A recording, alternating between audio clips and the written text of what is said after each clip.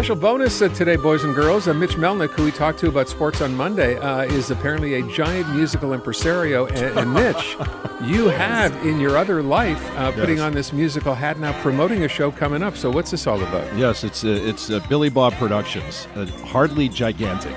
But come on! Don't sell yourself short. You've done we're proud. Of amazing big shows. Thank you, Natasha. Aaron is, he's a little clueless on this front. I don't blame him. What do you mean? You do a variety of concerts. This is one of them. Yeah, I know, but you're waiting for the Billy Bob Production presents a salute to the Rat Pack era. And until then, I sense that you're not really into this. That's harsh. Which is not a bad idea. I'm waiting for you to book Bob Dylan. Frankly, that's the only thing I'm waiting for Billy Bob to do. So as soon as that happens, I'm all over it. Is that coming? Well, he's on the road right now as we speak in Tokyo. He's 82 years old. How old is Bob Dylan? He'll be 82 next month. Wow. Yeah. We did a big birthday bash to benefit Montreal musicians on his 80th. And what was so cool about that on several fronts is just people were waiting to get out and hang out together and listen and watch some terrific music and help the Montreal musicians who couldn't gig at all during COVID. But one of the people I've been trying to get to one of these marathon shows has been Sam Roberts. And Sam agreed to record visually his rendition, his cover of Don't Think Twice, It's All Right. And to see it on the big screen during the concert, at about halfway through, the entire crowd of about 500 people started singing along to it. And it was just one of those tingling moments that some magic that happens at some of these shows. And we finally got Sam. Sam is he's the music I think that influenced Sam the most, other than some obvious classic rock, is that Manchester sound of the early 80s, the new wave, post-punk, new wave era. So this is right up his alley, but not only did he agree to play, he's bringing his whole band. So the Sam Roberts Band there are very, very special guests for this show on Friday, May the 26th at the Corona. It's a sequel to The Clash, the 40th anniversary of London Calling and the Spirit of Punk. This is the next era that followed that. And it's Natasha, I know you'll be there, and you better bring your dancing shoes because I will. I have to tell you, Montreal Calling was seriously one of the best nights out of my life. Like that show was, and it went on and on for hours and hours, and it was just, I don't know, it was like reliving the best days of your youth, and I feel like this is going to be that all over again. Well, if you're a child of the 80s, or you came of age in the 80s, and just about the time when MTV was born, and the skinny ties and the shoulder pads, and some of those videos that you all remember, but the music was strikingly good. It had the element of punk, the energy of punk, but it was they also took in a lot of progressive rock sounds, and they added a synth, which initially when I was younger, I didn't like the synth at all because I didn't dance, and I thought it was cold.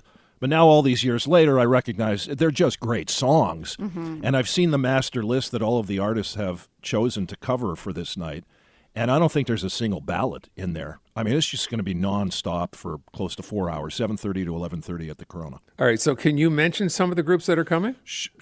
No, well, yeah, Montreal groups. These are not the actual original artists. Right. Then I would have to be like even bigger than Evenko to pull that one off. A major, okay. One day, yeah, but Sam Roberts' band is our special guest. Paul Carniello and the Truth, Staples and NDG. They've played the Jazz Fest. So they're punk, jazz, soul, R&B, all of them, every member, including Jasmine Bliley, they all can sing their asses off. So they're going to be performing a lot of songs and backing up a lot of the artists. And I can tell you, based on Montreal Calling and the Dylan event that we did, 2 people in this building got themselves a new group of fans because it's incredible the number of people who came up to me and said, we didn't know that Bilal Butt can sing the way that he did. Mm-hmm. And so he's going to be singing a Bowie-era new wave classic. And Jason Rockman, who, of course, was a musician long before he was a radio announcer, will also be singing a couple of classics. But Shane Murphy, there will be some special guests. I can't tell you everything. We want to hold some of this back, but it's going to be nonstop on Friday, May the 26th, a salute to the post-punk new wave era. Where are you going to buy tickets for this other than at the door?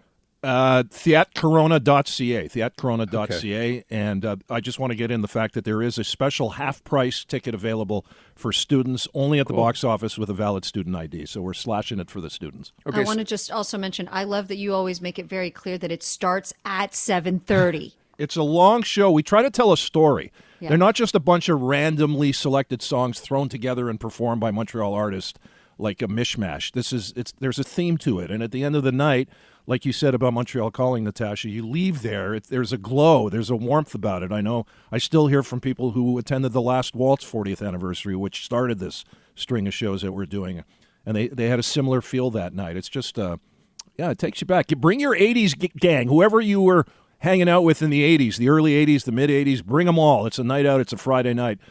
Get a babysitter. Where was I in the 80s? You were at, I think you were at CJFM? Or you were calling roller derby?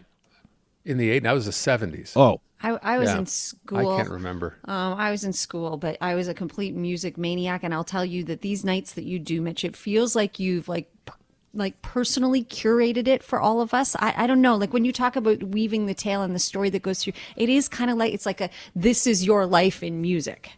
Well, I'm so happy you said that, because that's exactly what we're going for. And I also get a kick out of a lot of the Montreal musicians, independent musicians, grinding away for decades, and they get up on a stage in front of a lot of people. And a lot of them are discovered. Like Selena Wolf has been singing in NDG and Honey Martins for years and years. She was part of the Southern Soul and Rock and Roll Review we did a few years ago. She's got a hit song now. I know, and she just blew the roof off Club Soda doing James Brown's It's a Man's World. People had no idea who she was, and now she's got a label. She's moved to Toronto, and she's starting to take off, and that's very gratifying to see that. Yeah. It's going to be great. So again, one night, May one 26th. Night only. Yeah, one night music fest, May the 26th, 7:30 sharp at the Corona Theater. Tickets at theatcorona.ca. Yeah, just so you know, I was going to say that thing Natasha said about weaving the story, but she said it first. So, Mitch, good luck, Montreal pal. is the drug. A little play on the Roxy music song. It's going to be a great night. Thanks, Mitch. Good luck. Thank you.